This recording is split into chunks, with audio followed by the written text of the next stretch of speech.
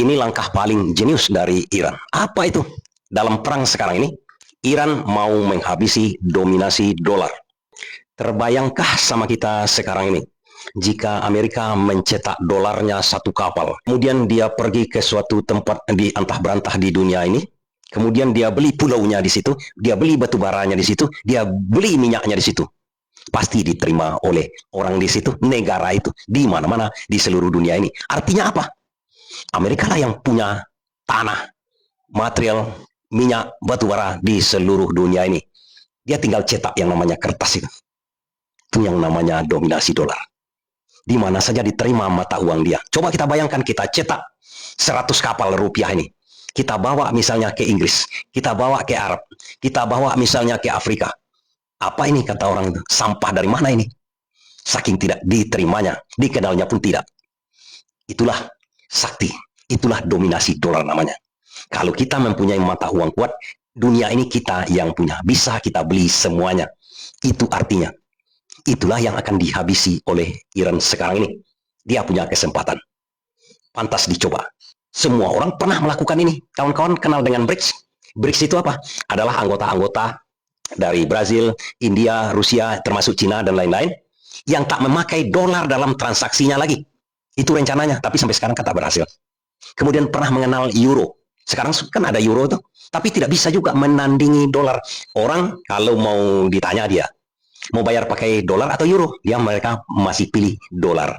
Atau koruptor, dia mau pilih dibayar dolar atau euro, dia pilih dolar. Disimpan lama pun dolar itu tidak turun nilainya. Itu artinya dominasi dolar. Yang mau Chaba itu kan terluka pada waktu Khamenei ayahnya diserang.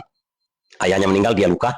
Dia sekarang menurut berita yang A1-nya, dia berada di Rusia sekarang. Artinya Rusia dengan Iran kan bersahabat ini.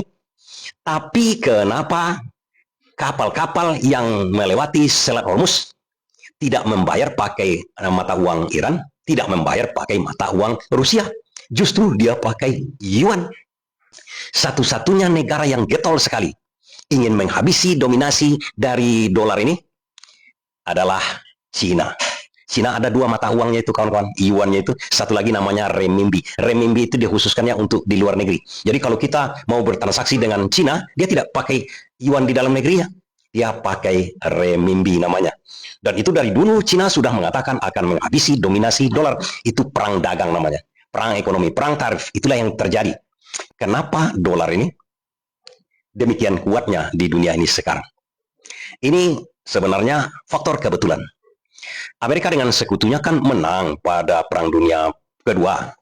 Pada waktu Perang Dunia Pertama kan Jerman menggila begitu kan.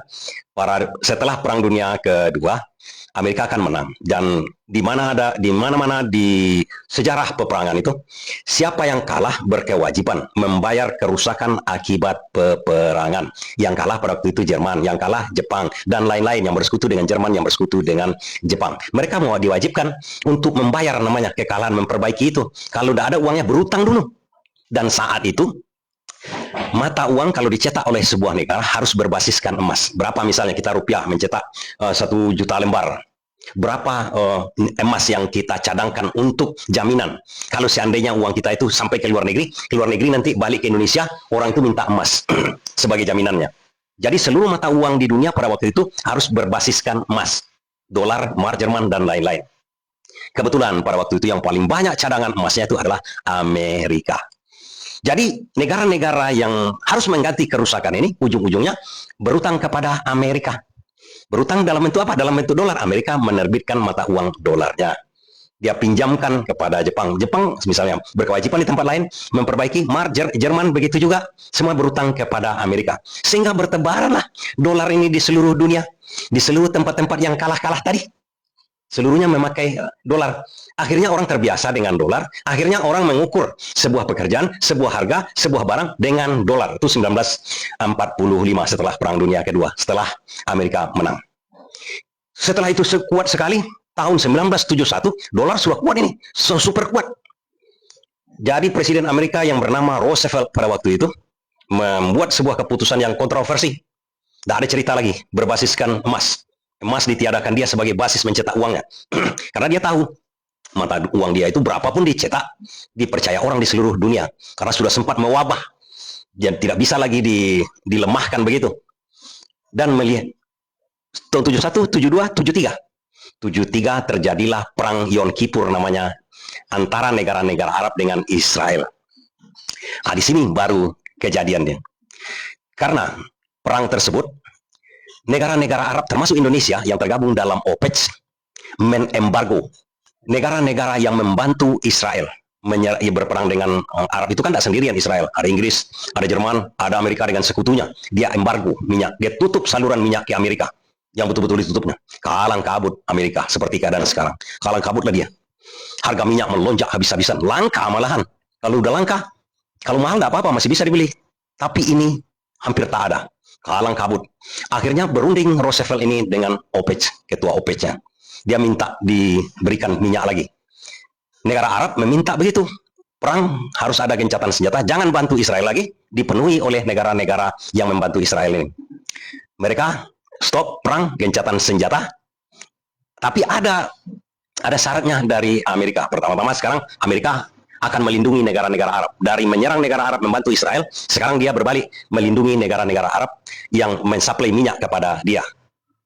Harga tak masalah. Oke, tapi syaratnya satu lagi, harus memakai dolar. Jadi harus mau, pangeran pada waktu itu adalah Pangeran Faisal, yang ujung-ujungnya nanti terakhir-terakhir dia dibunuh. Ini termasuk teori konspirasi, masa ponakannya membunuh pamannya sendiri, yang menjadi Raja Faisal pada waktu itu. Raja itulah yang menggalang untuk menstop minyak kepada Amerika. Oke, sampai di situ, perjanjiannya begitu. Dan kemudian, yang lebih parahnya lagi, perjanjian itu, seluruh negara-negara nanti yang akan membeli minyak ke Arab Saudi, kan Arab Saudi yang paling besar produsen minyaknya dengan negara-negara lain itu, diwajibkan membeli pakai dolar. Misalnya Indonesia atau Jepang yang butuh minyak banyak kan, dia harus cari dolar dulu, beli dolar dulu. Indonesia juga harus beli dolar dulu, baru bisa mendapatkan minyak dari Arab Saudi. Kalau Indonesia pada waktu itu adalah pengekspor minyak kita lebih, kita ekspor, kita termasuk OPEC, negara OPEC pada waktu itu. Kita tidak butuh dolar pada waktu itu. Negara-negara lain butuh dolar, terpaksa dia cari dolar lagi. Akhirnya mata uang dolar kan kuat setelah dilemahkan. Karena di embargo tadi itu, mata uang dolar hancur pada waktu itu. Habis-habisan. Di embargo tidak dimasukkan, tidak boleh diekspor minyak ke Amerika, mata uang dolar itu hancur juga di seluruh dunia. Akibat daripada itu, karena harus membeli minyak, memakai dolar dari seluruh dunia, mata uang dolar naik lagi, kuat lagi. Disinilah yang dinamakan, kalau kawan-kawan tahu, ini istilahnya petrodolar atau emas hitam lah. Dolar ini semacam emas juga jadinya. Di mana-mana kan di seluruh dunia kan diterima. Kemudian yang lebih parahnya lagi begini, kalau uang itu dicetak sembarangan, kan ini akhirnya dolar barbar itu dicetak karena dibutuhkan di seluruh dunia. Amerika tahu dalam fungsi keuangan, para ahli ekonom keuangan tahu kalau dicetak, akhirnya kan inflasi. Ini bahaya nih. Amerika beli minyak terus, kemudian yang lain beli minyak pakai dolar, dicetak dolar lagi terus-menerus. Ini bahaya inflasi, bisa-bisa dolar ini jatuh lagi. Apa akal dari Amerika? Dia buat lagi perjanjian. Uangnya masuk ke Arab ini, contohnya masuk ke Arab, dolar. Dari Jepang misalnya yang beli pakai dolar masuk ke Arab. Arab itu kan banyak berstok dolarnya.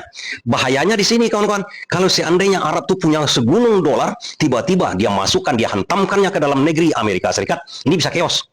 Bertebaran dolar di mana-mana, akhirnya dolar tidak berharga. Ini berbahaya. Bisa saja Arab Saudi mensabotasi lagi Amerika. Dia bujuk Arab Saudi untuk berinvestasi di Amerika. Caranya sangat sederhana. Dia terbitkan namanya surat utang, obligasi, kemudian berinvestasi di real estate, di perbankan Amerika. Agar apa? Agar uang itu masuk ke Amerika lagi. Kalau di Amerika bisa dikendalikan. Kalau mereka memasukkan dengan cara seperti itu, diterbitkanlah surat berharga namanya. Surat berharga itu dipegang oleh negara Arab. Ada bunganya. Ini yang menarik. Ada bunganya. Dia disimpan di negara Arab. Tapi ini tidak bisa dijadikan spekulasi untuk menghantam ekonomi. Karena surat berharga ini di jalanan tidak diterima. Yang menerimanya cuma adalah otoritas keuangan di Amerika. Jadi hilang ancaman untuk disabotasi. Dari segi keuangan seperti George Soros dulu menghantam Indonesia dengan dolar, dengan rupiahnya yang dihantamnya ke Indonesia, kira-kira seperti itu pada waktu reformasi dulu. Jadi udah hilang ancaman karena dia tidak pegang dolar, dia punya surat, cuma surat itu bisa cuma lakunya kepada otoritas Amerika. Tapi kalau dolar dalam bentuk rupiah, dalam bentuk potongan atau kertas, itu di mana-mana saja bisa ada, bisa dipergunakan untuk spekulasi. Dia sabotasi ke Amerika, dia sabotasi ke Jepang, udah terlalu banyak misalnya kan, dihantamkannya. Ini yang membuat ujung-ujungnya makin lama makin kuat dolar itu, karena ini diatur pengendaliannya oleh Amerika.